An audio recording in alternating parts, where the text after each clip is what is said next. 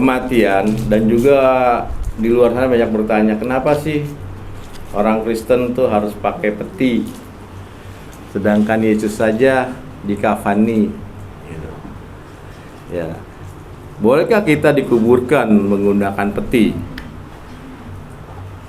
Kita lihat dalam kasus Perjanjian Baru, ya, memang menggunakan kain kafan. Di dalam Alkitab ada orang mati yang menggunakan juga peti. Kita lihat juga ke dalam kitab Kejadian pasal 50 ayat yang ke-26.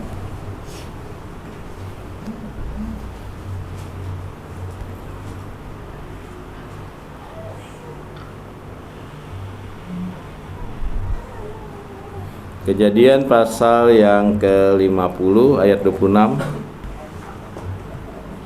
Kejadian pasal 50 ayat 26. Kemudian matilah Yusuf berumur 110 tahun. Mayatnya dirempah-rempahi dan ditaruh dalam peti mati di Mesir. Iya. Jadi Yusuf sendiri di peti, dirempah-rempahi. Ya. Lalu kita lihat lagi di dalam Ulangan pasal yang ke-34 ayat 5 sampai 8. Ulangan pasal 34 ayat 5 sampai 8. Lalu matilah Musa, hamba Tuhan itu, di sana di tanah Moab sesuai dengan firman Tuhan. Dan dikuburkannyalah dia di suatu lembah di tanah Moab di tentangan Bet Peor, dan tidak ada orang yang tahu kuburnya sampai hari ini. Musa berumur 120 tahun ketika ia mati. Matanya belum kabur dan kekuatannya belum hilang. Orang Israel menangisi Musa di dataran Moab 30 hari lamanya. Maka berakhirlah hari-hari tangis perkabungan karena Musa itu. Ya, ini juga ada yang menangisi mayat, ya, seperti Musa. Ya, biasanya orang-orang Sumatera, orang-orang Batak itu kalau mayat itu bisa lebih dari berhari-hari, ya. Nah, itu sebenarnya sah-sah aja, karena Musa juga melakukan seperti itu. Ya, dia sampai berhari-hari menunggu sampai sanak keluarganya hadir, ya, untuk melihat atau menghormati jasad yang terakhir itu biasanya. Ya. Coba kita lihat juga di dalam 1 Tesalonika pasal yang keempat.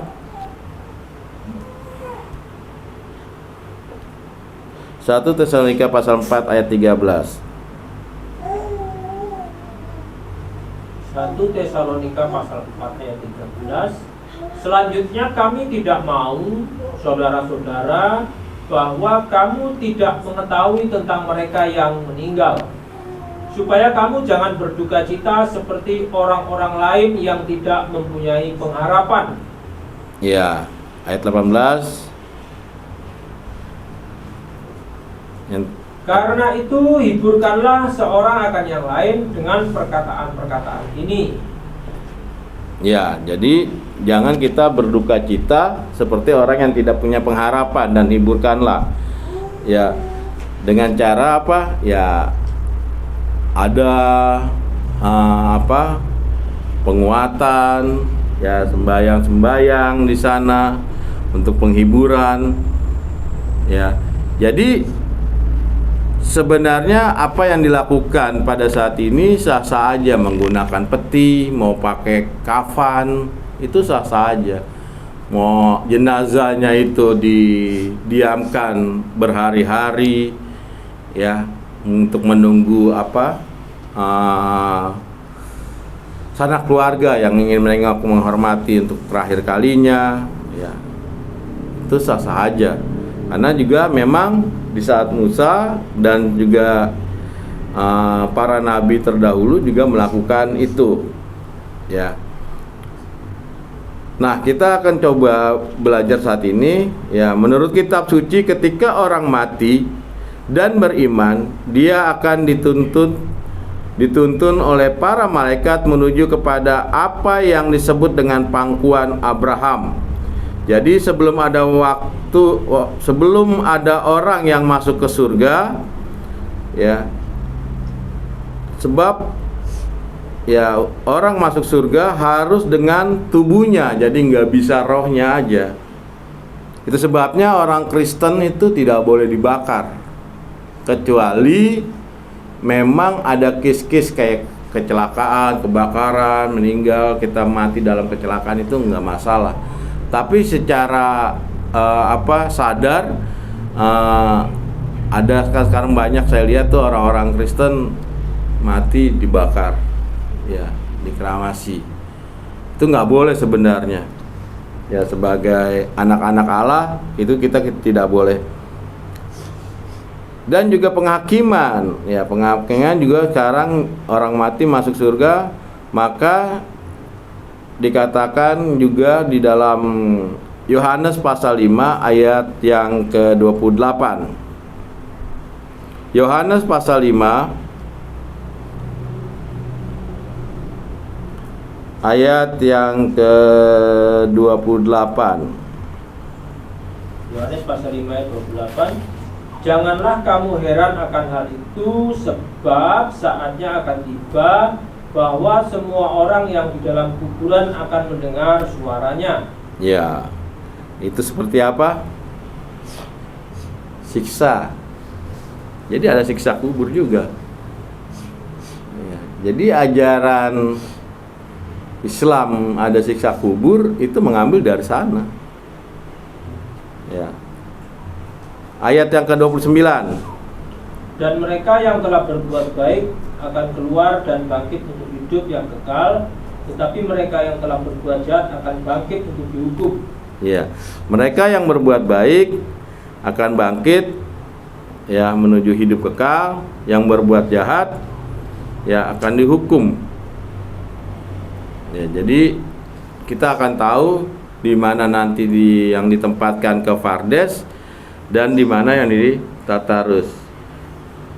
Ya. Jadi surga dan neraka itu ada setelah penghakiman, bukan saat ini sebenarnya. Ya, kita lihat dalam kitab Daniel. Daniel pasal yang ke-12 ayat yang ke-2 sampai 3. Dan banyak dari antara orang-orang yang telah tidur di dalam tubuh tanah akan bangun, sebagian untuk mendapat hidup yang kekal, sebagian untuk mengalami kehinaan dan kengerian yang kekal. Ya, kapan itu? Ya, nanti. Ya, penghakiman juga nanti. Berarti surga itu juga beserta tubuh dan bangkit.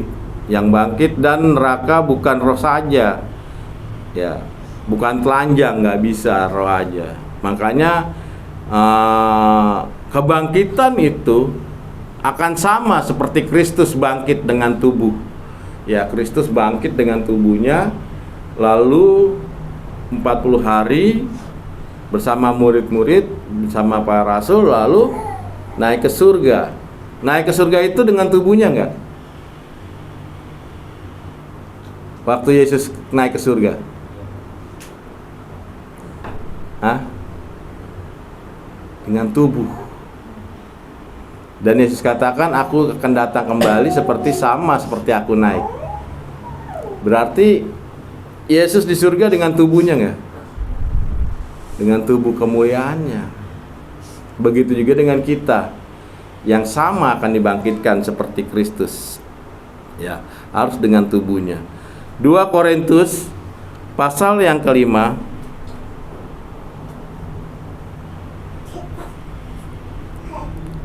2 Korintus pasal 5 ayat yang pertama.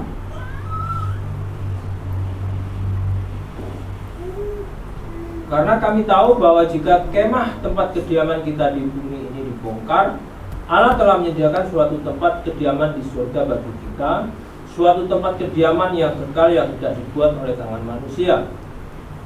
Iya, karena kami tahu bahwa jika kemah tempat kediaman kita di bumi ini dibongkar, mana kemahnya? Tempat kediaman kita, tubuh dibongkar. Artinya tubuh itu keluar dari tubuhnya, roh itu keluar dari tubuhnya. Allah telah menyediakan suatu tempat kediaman di surga bagi kita, suatu tempat kediaman yang kekal, yang tidak dibuat oleh tangan manusia. Ya, jadi pembongkaran itu, tubuh itu ya harus kembali. Artinya masuk surga dan neraka ya harus dengan tubuhnya. Gitu. Kalau di dunia kan yang berbuat dosa rohnya apa tubuhnya? Tubuh. Masa yang siksa rohnya doang? Nggak adil dong.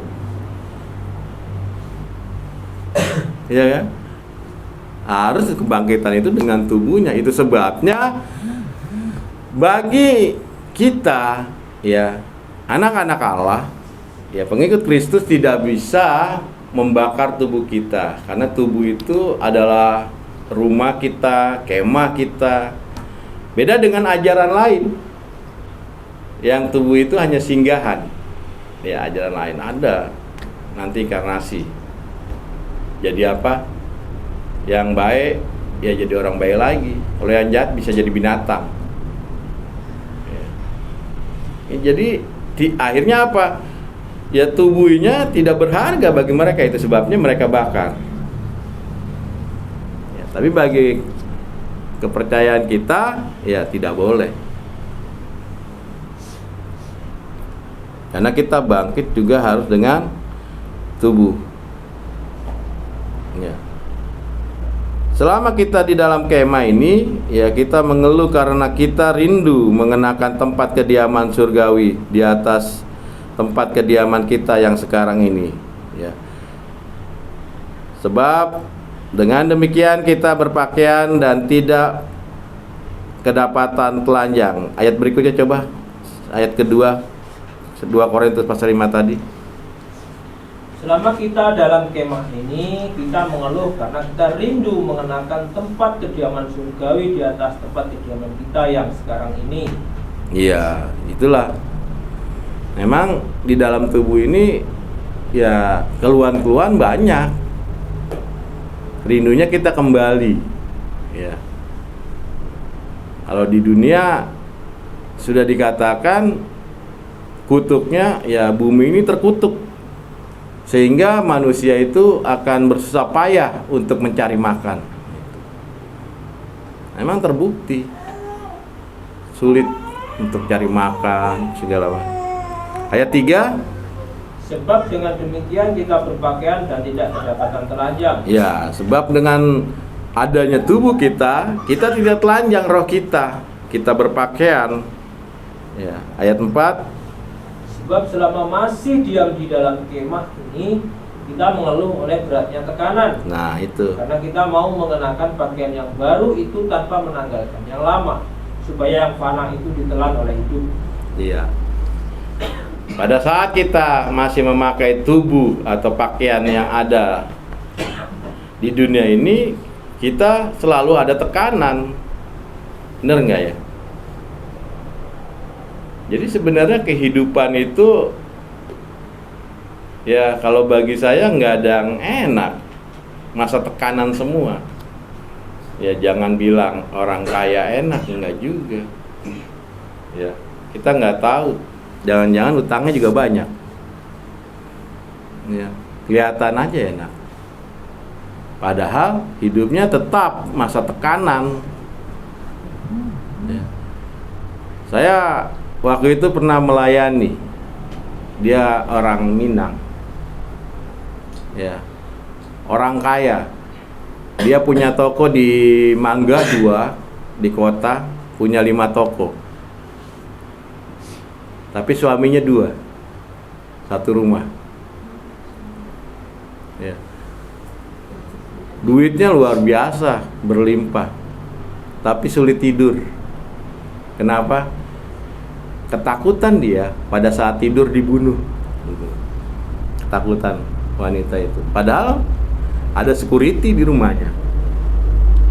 Ya.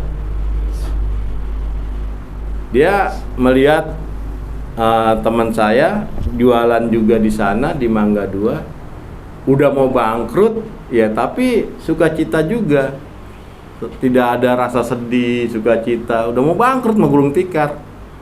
Dilihat sama dia, kok hidup kamu enak sekali padahal kamu mau bangkrut, katanya mau gulung tikar. Dia tanya, akhirnya sharing ya dijumpakanlah ke saya. Akhirnya saya sharing dengan ibu itu, ya nggak berapa lama sudah nggak ketemu lagi, ya sekitar 2 tahunan lah. Begitu saya dengar sudah melayani Tuhan, katanya. Ya, suaminya dicerai 1, dia kembali kepada suami pertama. Padahal saya tidak suruh cerai. Ya. Nah ini kadang-kadang apa yang kita lihat dengan mata berbeda. Ya. Tapi ingat, Alkitab sudah katakan kalau kita masih memakai tubuh kita di dunia ini, ya tetap masih ada tekanan. Ya apapun. Jadi roh tanpa tubuh seperti roh yang telanjang. Tubuh yang lama ini nanti akan energi lain dari surga menjadi tubuh yang kekal, maka akan diubahkan seperti Kristus menjadi tubuh kemuliaan, tubuh yang dimuliakan dan kekal. Ya, maka kekekalan itu hanya ada di dalam Kristus. Kalau kita tidak menyatu dengan Kristus, tidak akan ada kekekalan. Tidak akan ada. Yang membuat kekal adalah Kristus. Ya. Itu sebabnya ajaran daripada gereja ortodok yang ditekankan bagaimana kita menyatu kepada Kristus dan kembali kepada kodrat ilahi. Nah itu yang ditekankan. Jadi bukan apa-apa, bukan yang lain-lain. Ya, bukan penekanan masalah perpuluhan, mungkin bahasa roh dan lain-lain, tidak ada. Yang ditekankan bagaimana saudara bisa menyatu kepada Kristus dan kembali kepada kodrat ilahi. Itu yang ditekankan. Coba kita lihat lagi dalam 1 Korintus pasal 15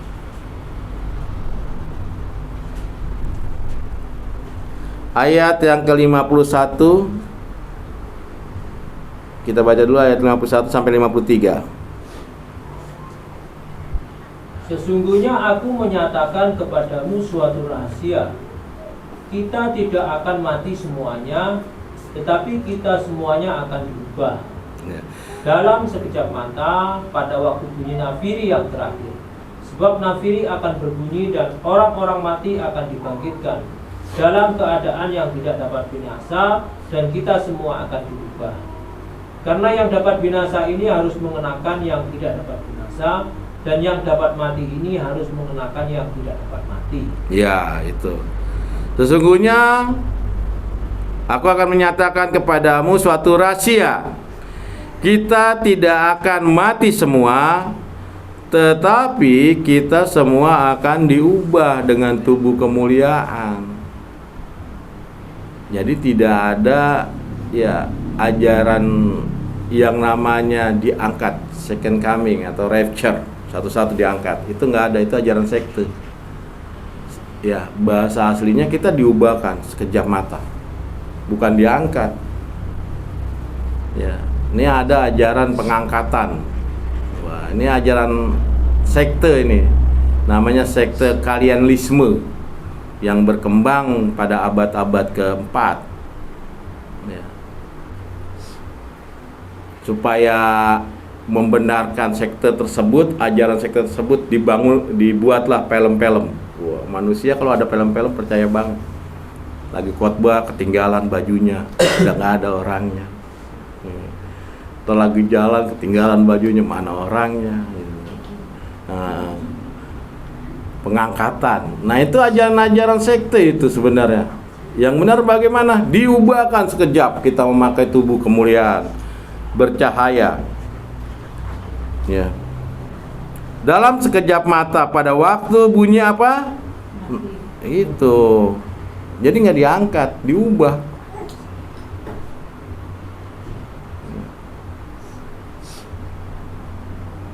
Sampai-sampai mempersiapkan untuk pengangkatan, katanya ya dipakailah pilot 2 orang Semua itu, semua dua. Mau kereta api semua dua, perhatikan aja. Jadi kalau kata pikiran manusianya, kalau yang satu terangkat, yang satu bisa nyetir. Itu.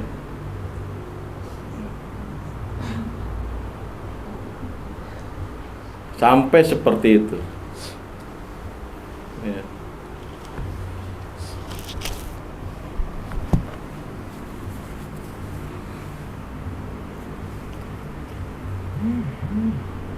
Jadi yang benar, kita akan diubahkan menjadi tubuh kemuliaan, bagaimana dalam gambaran awal. Ya.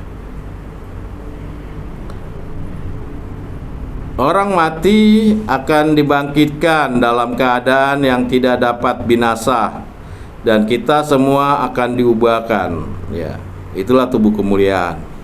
Dan tubuh itu tidak bisa dibatasi dengan ruang dan waktu nantinya. Sama seperti Yesus. Ya, dia hadir di sana, sudah tidak bisa dibatasi ruang dan waktu. Ya. Karena yang dapat binasa ini harus mengenakan yang tidak dapat binasa. Ya, itulah harus tubuh kemuliaan yang diubahkan. Dan yang dapat mati ini harus mengenakan yang tidak dapat mati. Ya. Harus diubahkan dengan tubuh kemuliaan. Ya. Jadi tubuh kita itu sebenarnya tidak boleh dibakar. Karena yang dapat binasa ini harus mengenakan yang tidak dapat binasa, dan yang dapat mati tidak harus mengenakan yang tidak dapat mati. Jadi kalau begitu, dalam ajaran Injil tidak ada roh telanjang harus memakai pakaiannya atau tubuhnya. Ya, tidak ada roh yang telanjang masuk dalam surga. Ya.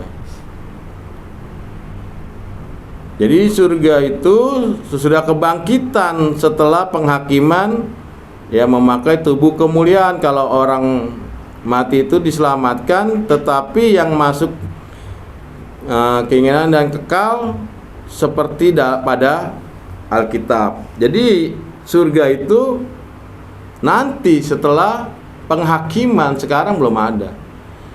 Itu pun bukan surga sebenarnya, Yerusalem baru yang diturunkan dari surga. Jadi di surga itu cuma ada 3 orang, ya, 3 pribadi, Allah, ya, Bapa, Yesus, dan Maria. Kita di Yerusalem baru yang diturunkan dari surga. Kalau kita lihat dalam kitab Wahyu, kita baca, nanti itu lihat Yerusalem baru yang diturunkan dari surga. Itu sebabnya firman jadi manusia untuk menyelamatkan dan menyangkut tubuh. Ya. Karena kalau firman tidak jadi manusia, penyelamatan akan tubuh tidak ada. Kenapa keselamatan membutuhkan firman Allah harus turun nuzul menjadi manusia? Karena yang manusia harus jadi seperti dia, yang tubuhnya ini harus ikut dalam kodrat ilahi itu. Ya, kita melihat Matius pasal 10 ayat 28.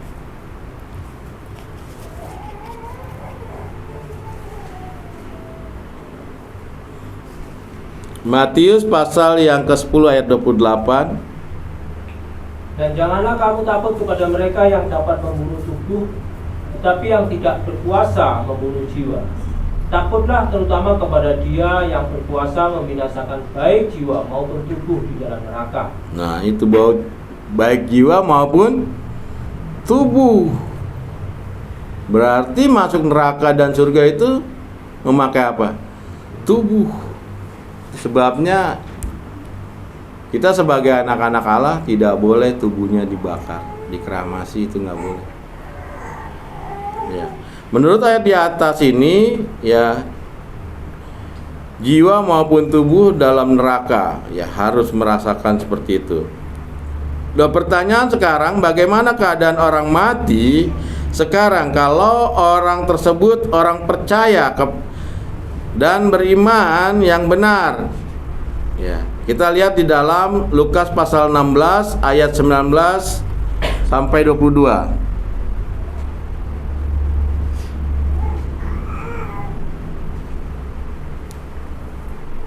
Lukas pasal 16 ayat 19 sampai 22. Ada seorang kaya yang selalu berpakaian jubah ungu dan kain halus, dan setiap hari ia bersukaria dalam kemewahan. Dan ada seorang pengemis bernama Lazarus, badannya penuh dengan borok, berbaring dekat pintu rumah orang kaya itu, dan ingin menghilangkan laparnya dengan apa yang jatuh dari meja orang kaya itu. Malahan anjing-anjing datang dan menjilat boroknya. Kemudian matilah orang miskin itu, lalu dibawa oleh malaikat-malaikat ke pangkuan Abraham. Ya, dibawa oleh malaikat-malaikat di mana? Pangkuan Abraham, itulah yang disebut dengan Hades. Ya.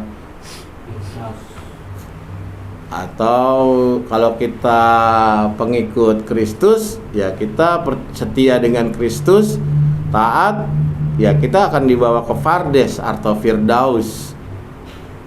Ya. Tetapi kalau orang-orang yang di luar Kristus, ya apalagi orang yang tidak taat, akan dibawa ke Tartarus. Bagaimana tempat penyiksaan dilihat. Makanya di ayat yang tadi dikatakan ada suara-suara gertak gigi. Orang ini, yang orang kaya ini, ya kalau kita perhatikan tidak ada namanya. Tapi orang miskin ada namanya. Ini simbolik ayat ini tentang namanya yang tercatat di buku kehidupan dan yang tidak tercatat di buku kehidupan. Ya, Lazarus itu dari kata Lazarus, ya orang yang taat, ya orang yang selalu setia kepada Allah. Itu. Tapi orang kaya tidak ada namanya. Artinya ada yang namanya nanti yang dicatat di buku kehidupan, ada yang tidak tercatat di buku kehidupan. Nama yang bagaimana yang tercatat di buku kehidupan? Dan tahu? Ya. Di dalam baptisan gereja Ortodok, ya, kita itu dikasih nama orang jana suci. Ya kayak saya, nama saya Gabriel, jana suci Gabriel. Ya. Nah, kalau perjamuan kudus, ya, itu romonya panggil hamba Allah Gabriel. Nah, itu namanya yang selalu disebut. Nah, nama itulah yang dicatat di dalam buku kehidupan sebenarnya. Jangan dibilang, apa sih artinya sebuah nama? Nama itu penting bagi orang Yahudi. Makanya, kenapa nama Yesus berkuasa? Kalau dibilang, apa artinya sebuah nama? Kenapa nama Yesus berkuasa? Karena tradisi Yahudi yang namanya nama itu sangat penting sekali. Doa, ya. Tapi kalau sekarang nggak tahu ya, anak-anak sekarang kalau kasih nama ya seenaknya aja. Kalau yang suka sinetron, apalagi ada om saya suka sinetron apa itu, Kaca Benggala, anaknya dinamain Ranggalawe. Yang satu yang wanita namanya Ayu Andira. Wah, itu korban-korban ini tuh. Korban film. Iya. Banyak orang-orang yang kena korban itu film. Nggak tahu sebenarnya nama itu sangat berharga, sangat penting. Nama itu doa kita. Makanya nama baptis itu nggak bisa hilang, selalu diucapkan hamba Allah. Ya, setiap perjamuan itu disebut nama baptisnya. Ya, hamba Allah ini. Ya. baru ikut perjamuan. Ya. Begitu juga perayaan kita juga ada dalam jana suci nama itu.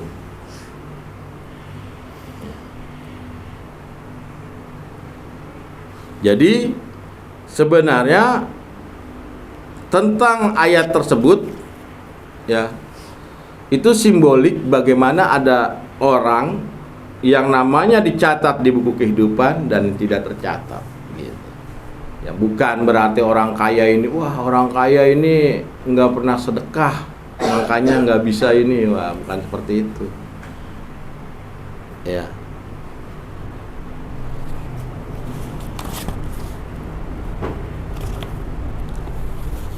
Jadi penghakiman berarti ke surga juga beserta tubuhnya yang bangkit. Dan neraka bukan roh saja. Ya, roh telanjang tanpa tubuh nggak bisa di sana. Dan dalam keadaan sekarang pun orang yang mati sekarang ini seperti orang yang telanjang tanpa baju. Ya, yang saat ini makanya dibilang yang tertidur. Ya, kalau dalam liturgi kita tuh ada tuh. Ya. Hamba Allah yang tertidur pada saat ini gitu. Nggak dibilang mati, karena Yohanes katakan walaupun dia sudah mati tetapi dia hidup karena Kristus. Kelihatan mati, yang mati apa?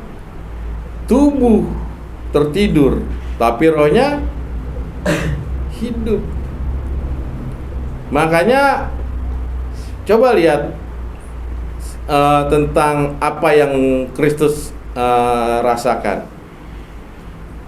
Ya, 3 hari dia bangkit dalam kematian. 40 hari bersama murid-muridnya. Yang tahu sejarah itu siapa? Tahu nggak yang tahu sejarah itu? Saudara kita orang Islam. 3 hari, ya kan? 7 hari, 40 hari. Dari mana ngambilnya? Dari Alkitab. Orang Kristen nggak ada yang tahu. Karena apa? Meninggalkan tradisi kekristenan.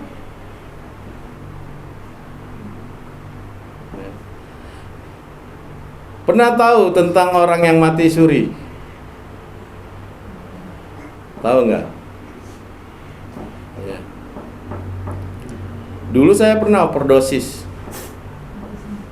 Ya, overdosis kena 3 hari 3 malam saya ngeganja, terus heroin. Akhirnya mati enggak, hidup enggak. Gini, mulai. Ayah saya itu udah masang bendera kuning di depan. Ya, dibacain Yasin. Nah itu waktu saya nggak sadar, ya mati, kayak perasaan saya mati nggak hidup enggak, itu roh saya keluar. Saya lihat tubuh saya, banyak yang nangisin ini. Saya lihat. Ya. Nah itu saya rasa yang seperti orang mati suri.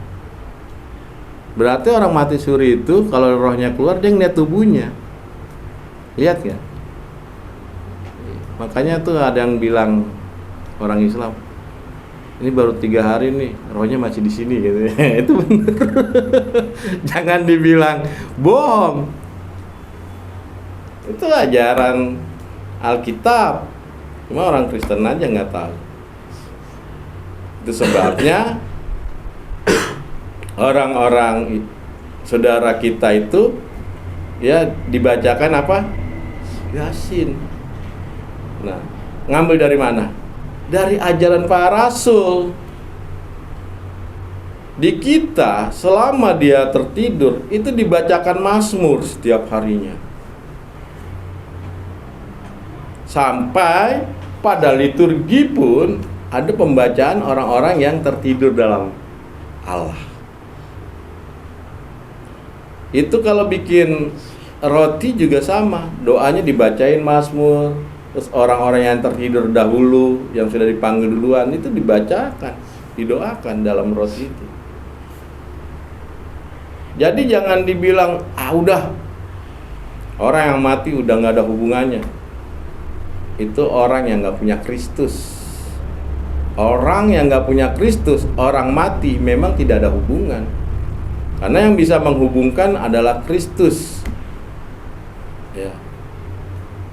Dikatakan walaupun kita sudah mati, padahal kita hidup rohnya. Jadi ada hubungan. Ya. Dia mendoakan kita. Kita pun juga mendoakan dia. Jadi kalau saya pelajari tentang alam kematian, ya, semua Alkitab, ya, itu banyak yang memakai saudara kita. Kita orang Kristen malah nggak tahu. Ya. Coba kita lihat lagi 2 Korintus pasal, bentar. 2 Korintus, Matius 10,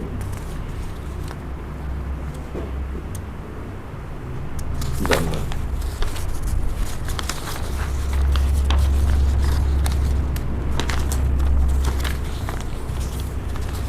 Matius 10 ayat 28. Udah ya?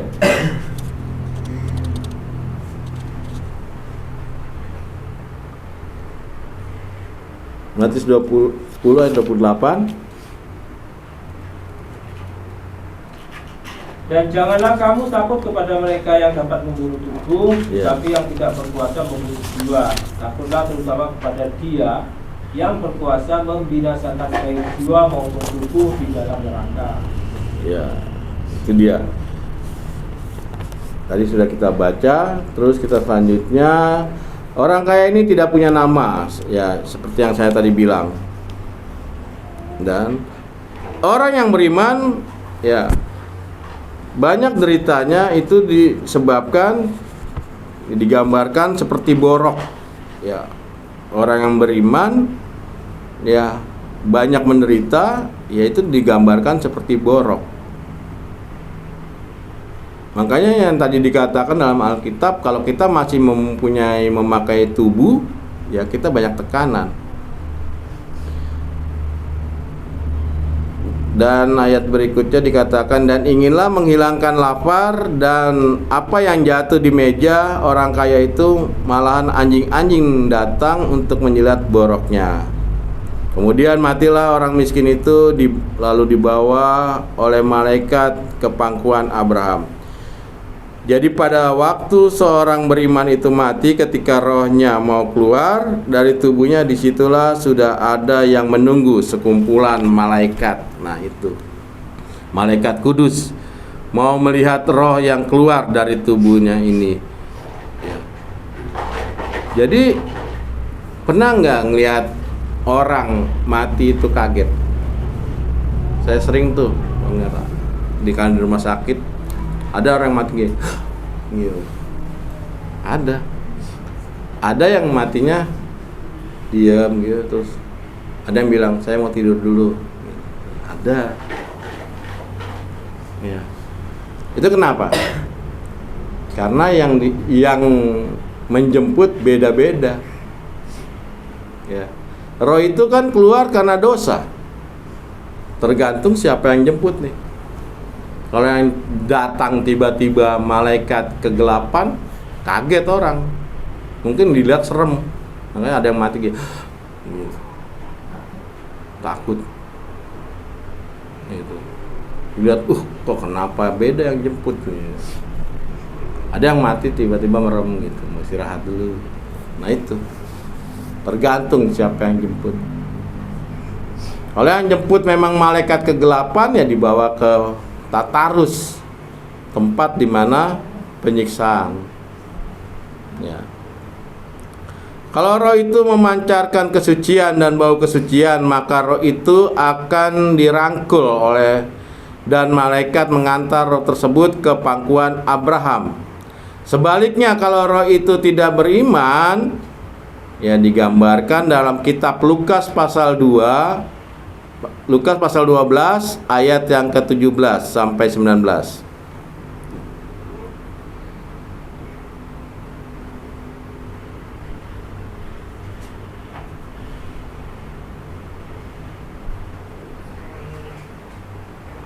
Lukas pasal 12 ayat 17 sampai 19. Ia bertanya dalam hatinya, apakah yang harus aku perbuat? Sebab aku tidak mempunyai tempat di mana aku dapat menyimpan hasil tanahku. Ya. Lalu katanya, inilah yang aku perbuat. Aku akan merombak lumbung-lumbungku dan aku akan mendirikan yang lebih besar, dan aku akan menyimpan di dalamnya segala gandum dan barang-barangku.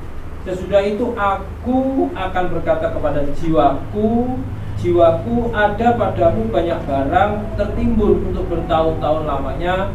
Beristirahatlah, makanlah, minumlah, dan bersenang-senanglah. Ya. Orang ini adalah orang yang mempunyai kekayaan tetapi mementingkan dirinya sendiri. Apa yang kesalahan orang ini? Menyamakan kebutuhan jiwa dengan kebutuhan tubuh gitu. Makanlah sepuasnya. Ada tuh kebutuhan jiwa disamakan dengan kebutuhan tubuh. Ada nggak?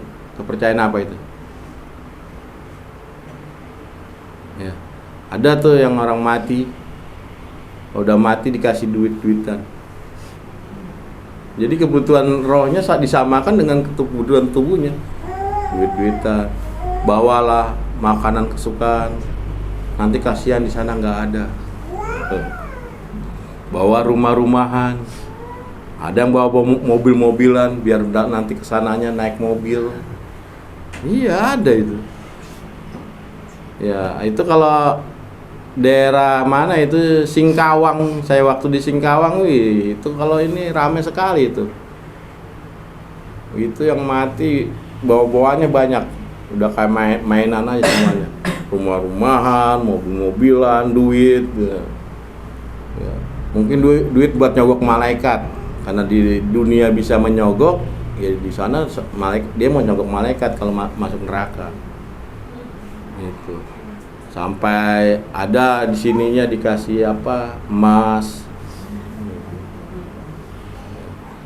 Karena saya sering pelajarin, oh gini. Ternyata ya seperti di dalam Lukas yang mementingkan dirinya sendiri. Jadi melihat roh itu sama dengan tubuhnya, keperluannya sama gitu. Ya. Tapi tanpa kita sadar di kita juga ada ya.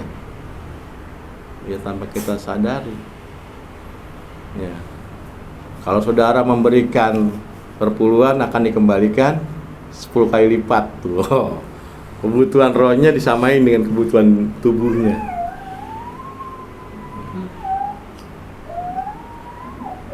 Ya, tanpa kita sadar itu ada. Mau diberkati, ada lagi yang lebih parah. Kalau kita mau ke surga, berilah perpuluhan yang besar. Ada, saya lihat tuh di YouTube. Wah, kacau ini saya bilang. Jadi landasannya bukan hal lagi Kristus. Ya, tidak ada di situ.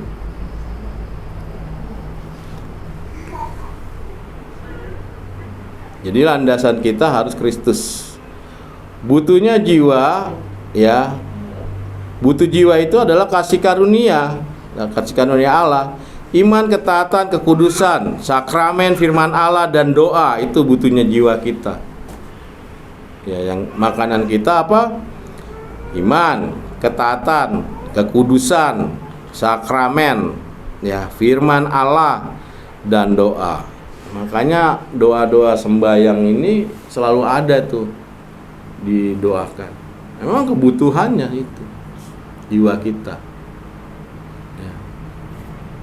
Yang kasihan kalau di luar dari ajaran para rasul, gimana itu?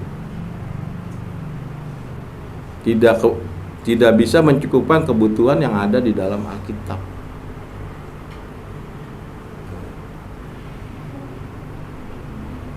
Berarti orang ini total duniawi, orang ini tidak peduli dengan rohnya, Sehingga orang ini, makanya model orang ini tidak ada namanya tadi. Ya seperti orang kaya tadi. Orang yang namanya tidak tertulis dalam kitab kehidupan, ya, orang mati ini di ayat yang selanjutnya. Kita lihat ayat 20-nya. Dikatakan Lukas 12 ayat 20 tadi.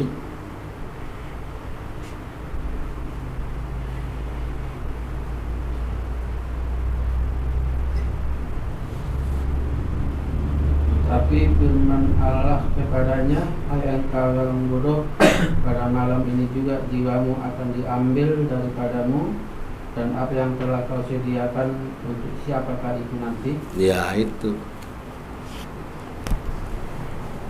kebutuhan tubuh yang diberikan.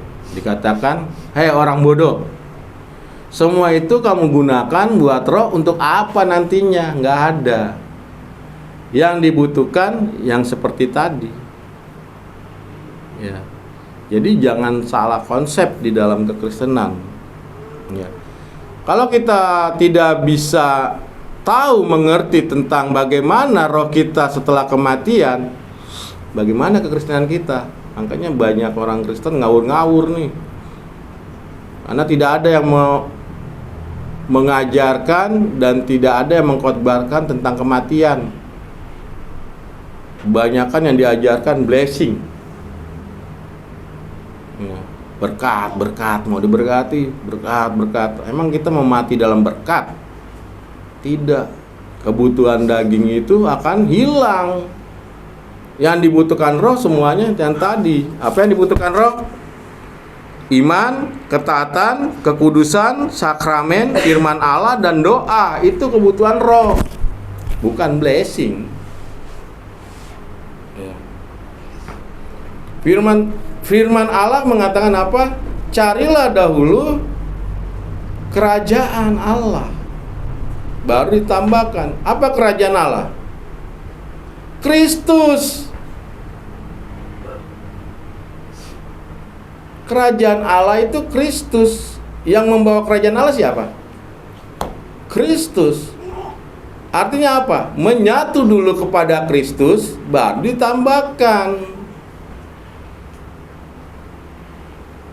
Bukan carilah dahulu kerajaan Allah, pergi ke gereja. Enggak seperti itu. Yang dimaksud kerajaan Allah itu Kristus. Kenapa kita butuh ke gereja? Ya kemarin sudah saya khotbahkan. Gereja adalah tubuh Yesus, dan Yesus kepalanya. Kalau kita percaya kepada Kristus, kita tidak ke gereja, berarti kita memisahkan tubuhnya dengan kepalanya. Itu sebabnya orang yang percaya Kristus kalau tidak ke gereja, ya tidak diselamatkan. Karena apa? Memisahkan Kristus dengan tubuhnya. Ya. Jadi kalau kita ingin menyatu, ya baru semuanya akan ditambahkan. Itu.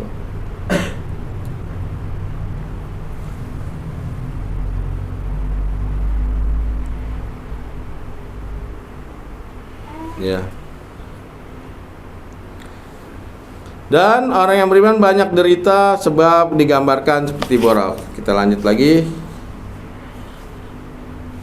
Ya, selanjutnya,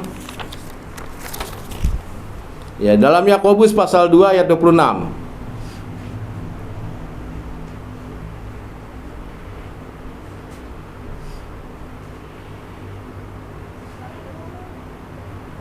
Sebab seperti tubuh tanpa roh adalah mati, demikian juga lah iman tanpa perbuatan-perbuatan adalah mati. Ya, seperti tubuh tanpa roh adalah mati. Berarti saling berkaitan itu. Demikian juga dengan iman tanpa perbuatan adalah mati. Jadi orang mati rohnya, yang pergi berarti yang tetap ada roh itu bukan tubuhnya. Ketika model orang duniawi ini mati tetapi hanya memikirkan duniawi, maka dikatakan orang ini adalah bodoh. Ya. Coba kita lihat dulu terakhir Lukas pasal 20 Lukas 12 ayat 20 tadi.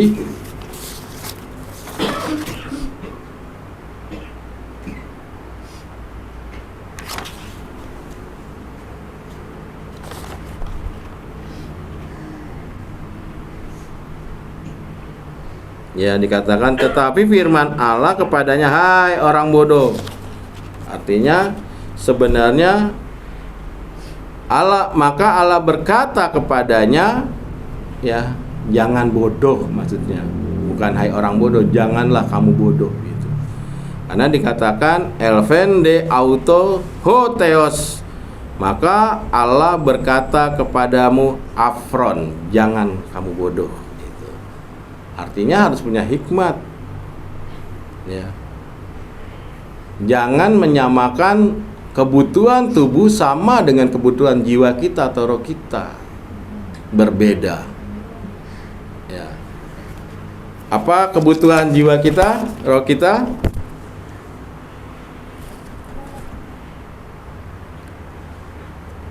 Ayo, apa kebutuhan roh kita? Iman, ketaatan, kekudusan, sakramen, firman Allah dan doa. Ya, iman, ketaatan. Ya, itu sebabnya ya belajarlah kita taat supaya menuju kepada kekudusan, penyatuan kita kepada Kristus, kembali kepada gambaran yang awal. Ya. Jadi saat ini kalau orang beriman yang percaya kepada Kristus, ya, saat ini akan kembali kemana? Firdaus atau pangkuan Abraham. Ini saya dengar sekarang dia sudah bersama dengan Allah di surga. Surga belum ada. Ya. Jangan membohongi jemaat dengan iming-iming kata-kata. Dia ada di Fardes. Lagi apa? Tertidur dalam Allah. Ya, menunggu kita. Ya, sama-sama. Jadi itulah sebabnya kenapa dia butuh doa. Karena dia belum masuk ke tujuannya, masih di surga, masih di Fardes. Dia butuhlah mazmur-mazmur untuk doa-doanya supaya berjalan ke Fardes. Ya. Jadi masalah dia diselamatkan atau tidak bukan masalah kita, itu masalahnya Allah. Masalah kita adalah mendoakan orang yang tertidur di dalam Allah. Ya, tugas kita itu. Ya. Orang belum diselamatkan, doakan aja. Masalah keselamatan atau tidak diselamatkan itu otoritasnya Allah. Tugas kita ya mendoakan. Itulah sebabnya sesama umat ortodok, ya, walaupun sudah mati atau tertidur di Allah, ya, di pangkuan Abraham, sama umat ortodok tuh harus mendoakan terus, karena dia tidak mati, ya. Walaupun kita lihat dia mati tubuhnya, tetapi rohnya dia hidup. Di mana dia? Masih di Fardes, di pangkuan Abraham. Dia di Fardes kalau dia percaya kepada iman ortodok. Kalau tidak ya di Tatarus. Ya. Karena saya lihat kan ajaran-ajaran lain ya orang udah mati ya udah cuek. Ya. Hilang tradisi. Ya. Di saudara kita juga ada tuh Muhammadiyah. Orang kalau udah mati udah kubur, tinggal, nggak boleh doain orang mati. Ya. Jadi kayaknya udah nggak ada rasa penghormatan. Ya. Oke, itu aja yang saya bagikan. Kita kembali lagi dalam sembahyang kita selesaikan. Ya, Tuhan Yesus memberkati kita semua.